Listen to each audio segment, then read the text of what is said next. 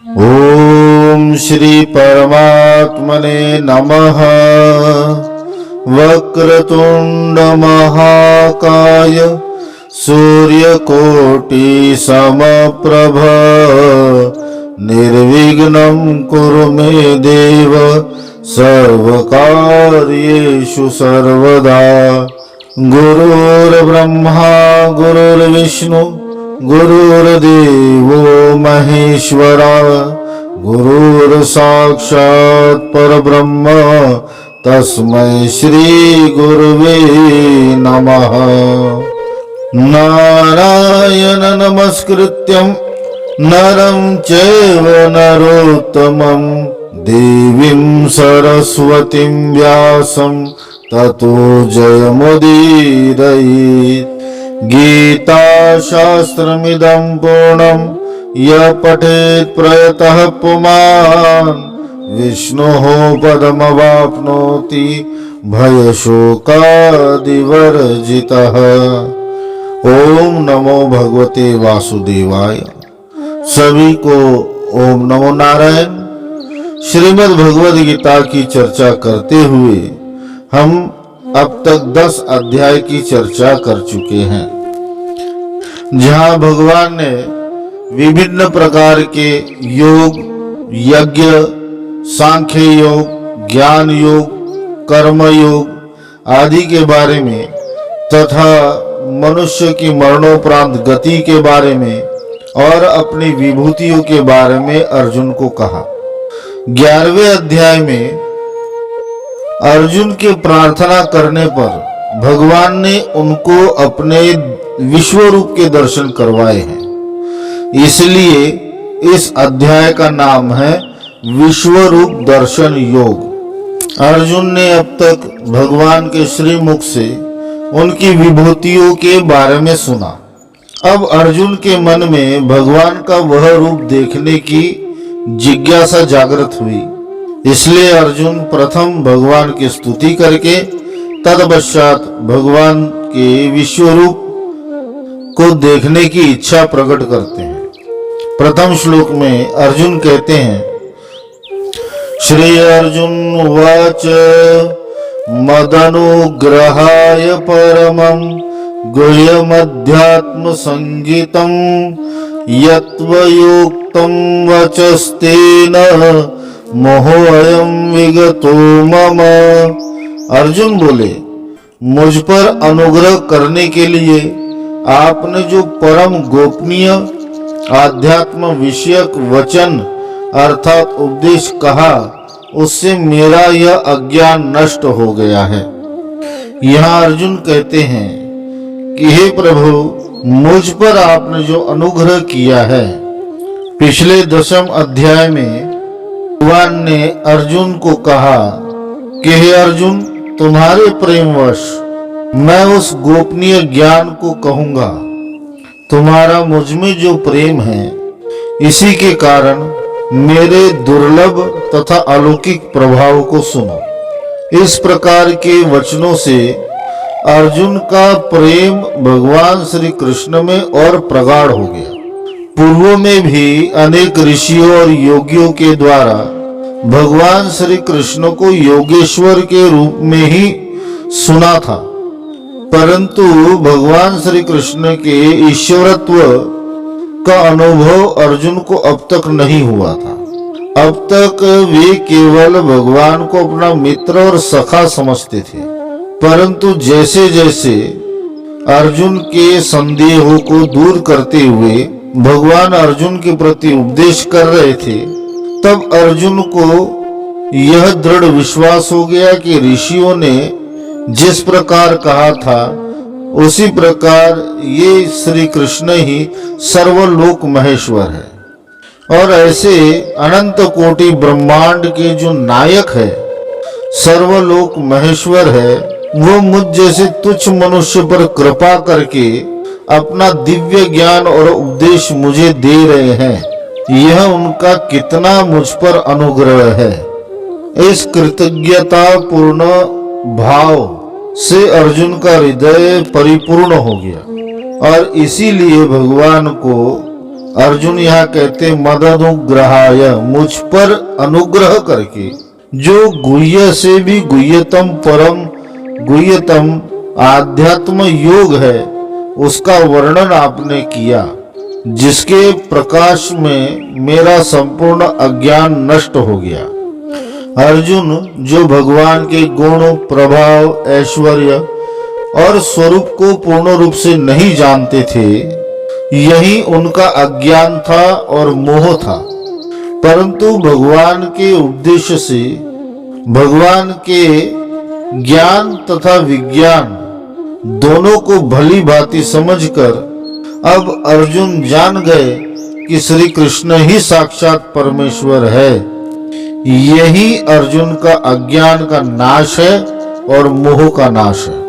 दूसरे श्लोक में अर्जुन कहते हैं भवाप्यो हि भूतानां श्रुतौ विस्तरशो मया त्वतः कमलपत्राक्ष महात्म्यमपि चाव्ययम्। क्योंकि हे कमल नेत्र, मैंने आपसे भूतों की उत्पत्ति और प्रलय विस्तार पूर्वक सुने हैं तथा आपकी अविनाशी महिमा भी सुनी है। यहाँ अर्जुन का यही भाव है कि हे प्रभु, अब मैं समझ गया कि संपूर्ण प्राणियों के आदि अर्थात सृष्टि आपसे ही होती है, आप ही उनका पालन करते हैं तथा वे सब अंत समय में आप में ही लीन होते हैं। सब प्राणियों का संचालन करते हुए संपूर्ण जगत में व्याप्त होते हुए भी आप निर्लेप है। ऐसे आपकी अविनाशी महिमा जो संपूर्ण दोषों से मुक्त है, आप ही प्रकृति, काल और समस्त लोकपालों के रूप में प्रकट होकर सबका नियमन करने वाले सर्वशक्तिमान भगवान हैं। तीसरे श्लोक में अर्जुन कहते हैं एवमेतद्यथाथ त्वमात्मानं परमेश्वर द्रष्टुमिच्छामि ते रूपमैश्वर्यं पुरुषोत्तमम्। हे परमेश्वर, आप अपने को जैसा कहते हैं यह ठीक ऐसा ही है, परंतु हे पुरुषोत्तम, आपके ज्ञान, ऐश्वर्य, शक्ति, बल, वीर्य और तेज से युक्त ऐश्वर्य रूप को मैं प्रत्यक्ष देखना चाहता हूँ। यहाँ परमेश्वर के संबोधन से अर्जुन यही कहते हैं कि हे श्री कृष्ण, आप ईश्वरों के भी ईश्वर है, सर्वसमर्थ है। आपने अब तक अपनी विभूतियों का वर्णन किया, परंतु उनका श्रवण करते करते अब मेरे मन में यह तीव्र उत्कंठा उत्पन्न हो गई है कि आपका वह दर्शन प्राप्त करूं। आप साक्षात परमेश्वर है, इसलिए अब दया करके मेरी इस इच्छा को पूर्ण कीजिए। इससे यह भाव नहीं है कि आपने जो कुछ भी मुझे बताया उसमें मेरी तनिक भी शंका है। आपने अपने बारे में जो कुछ भी कहा उसमें मुझे कोई संशय नहीं है, परंतु मैं देखना चाहता हूँ कि आपका वह परम ऐश्वर्य पूर्ण रूप किस प्रकार दिखता है जिसमें यह संपूर्ण विश्व समाया हुआ है।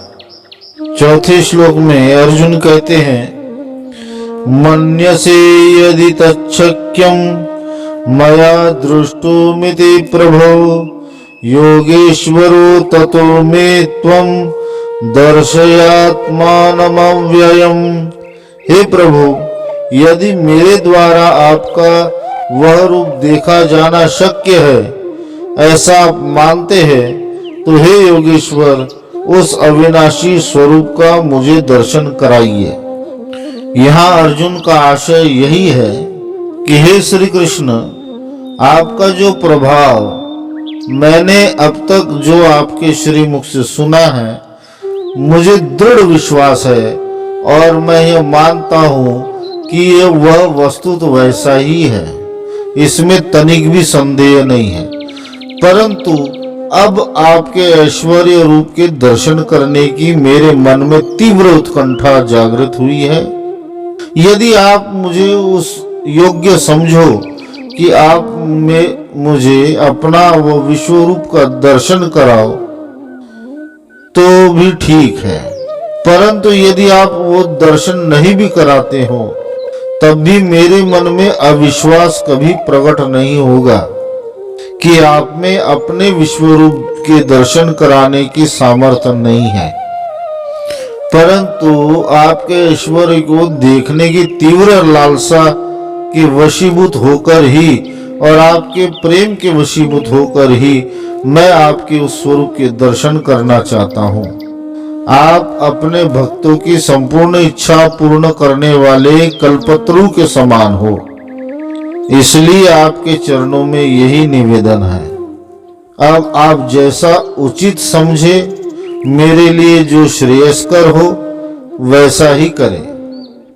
अर्जुन की प्रार्थना को स्वीकार करते हुए भगवान कहते हैं, श्री भगवान उवाच पश्य मे पार्थ रूपाणि शतशोऽथ सहस्रशः नानाविधानि दिव्यानि नानावर्णाकृतीनि च। श्री भगवान बोले, हे पार्थ, अब तू मेरे सैकड़ों हजारों नाना प्रकार के और नाना वर्ण तथा नाना आकृति वाले अलौकिक रूपों को देख। शतशः और सहस्त्रशः, यहाँ 100 या 1000 संख्या का वाचक नहीं है। यहाँ भगवान अपने असंख्य रूपों के बारे में बता रहे हैं और नाना विधानी पद के द्वारा भगवान यह बताते हैं कि मेरा वह रूप किसी जाति विशेष का नहीं है। मेरे उस रूप में तू देव, मनुष्य, पशु, समस्त चराचर जीवों के नाना भेदों को अपने में देखने के लिए भगवान कहते हैं।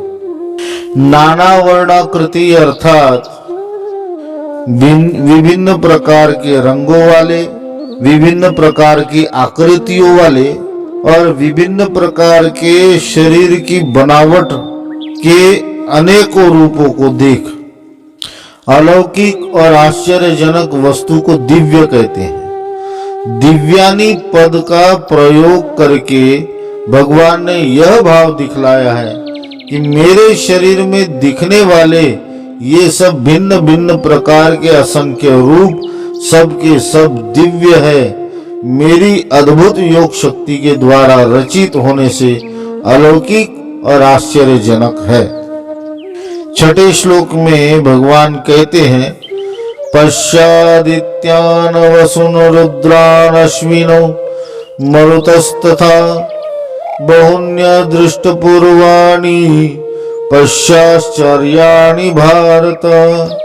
हे भरतवर्षी वंशी अर्जुन, मुझ में आदित्यों को अर्थात अदिति के 12 पुत्रों को, 8 वसुओं को, 11 रुद्रों को, दोनों अश्विनी कुमारों को और 49 मरुद गणों को देख, तथा और भी बहुत से पहले न देखे हुए आश्चर्यमय रूपों को तू देख। यहाँ विभिन्न प्रकार के देवताओं का नाम लेकर भगवान अर्जुन को उन्हें अपने में देखने को कहते हैं।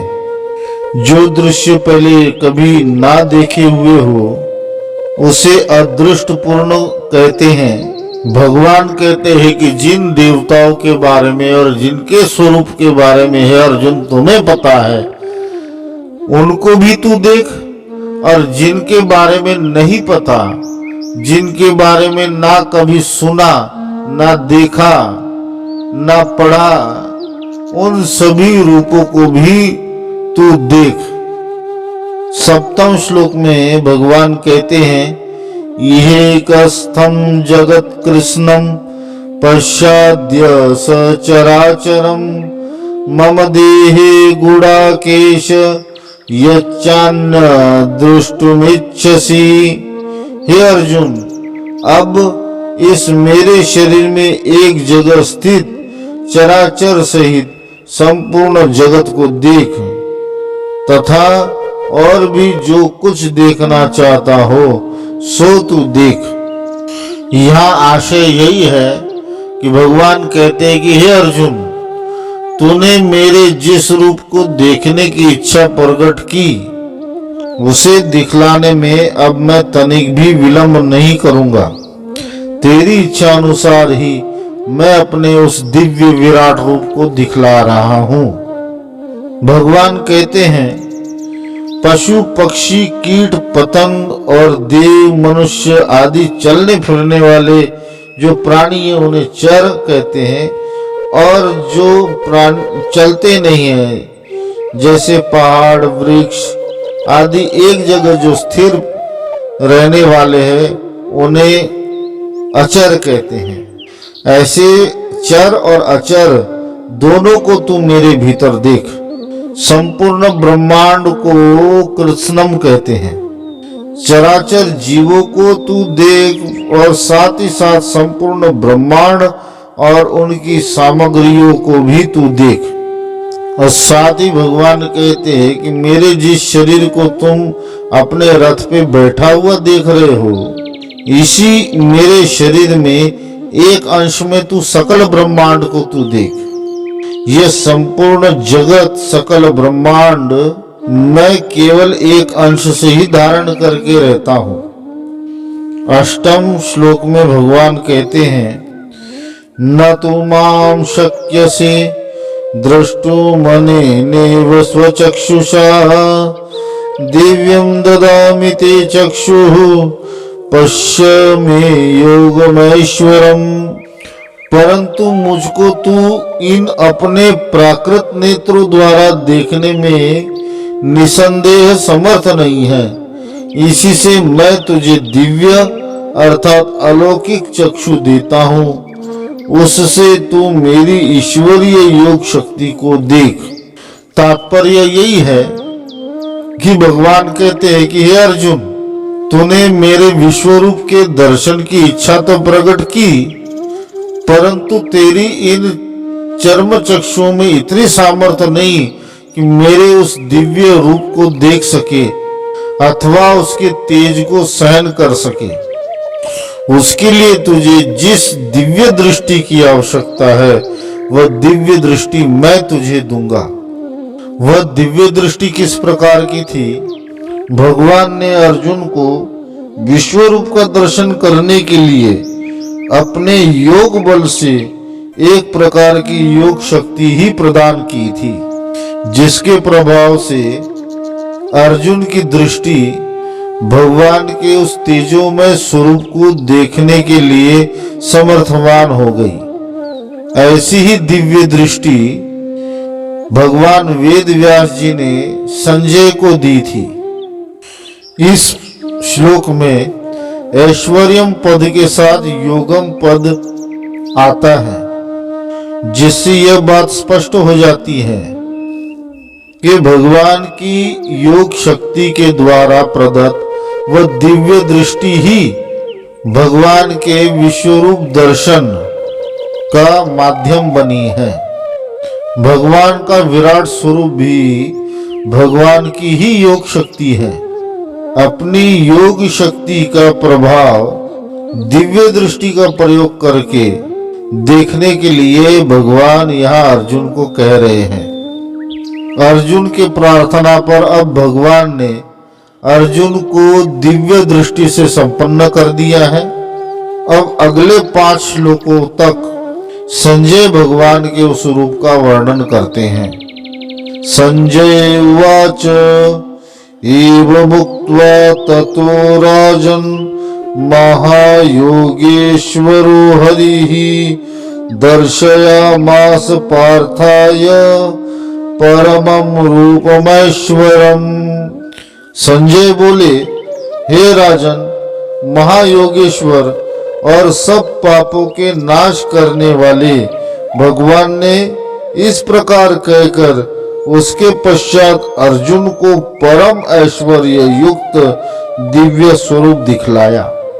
संजय भी दिव्य दृष्टि के द्वारा भगवान श्री कृष्ण और अर्जुन के मध्य हुए वार्तालाप को सुन रहे थे तथा धृतराष्ट्र को वर्णन कर रहे थे। भगवान के उन उद्देश्यों को सुनकर संजय को भी दृढ़ हो गया कि यह कृष्ण ही श्री हरि है। इसलिए यहाँ संजय श्री कृष्ण के प्रति महायोगेश्वर और हरि ही इन विशेषणों का प्रयोग कर रहे हैं और साथ ही साथ अप्रत्यक्ष रूप से भगवान की शक्ति, सामर्थ्य और प्रभाव को वर्णन करते हुए धृतराष्ट्र को सावधान भी करते हैं। संजय कहते हैं कि श्री कृष्ण ने अर्जुन को अपना जो दिव्य विश्वरूप दिखलाया है, जिसका वर्णन करके मैं अभी आपको सुनाऊंगा, वह रूप बड़े से बड़े योगी भी नहीं दिखला सकते।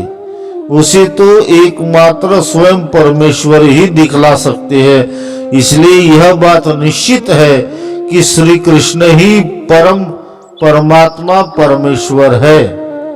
यहाँ परम पद के द्वारा संजय यह भी कहते हैं कि भगवान का वह रूप परम अर्थात शुद्ध, श्रेष्ठ और अलौकिक है। और ऐश्वर्यम पद के द्वारा संजय कहते हैं कि उस रूप में ईश्वर के गुण, प्रभाव एवं तेज दिखलाई देता है। उस विराट स्वरूप में ईश्वर की ही योग शक्ति प्रतीत होती है। भगवान ने अपना जो विराट स्वरूप अर्जुन को दिखलाया था, वह अलौकिक, दिव्य, सर्वश्रेष्ठ और तेजोमय था। साधारण जगत की भांति पंचभौतिक शरीर पंचभौतिक पदार्थ से बना हुआ नहीं था।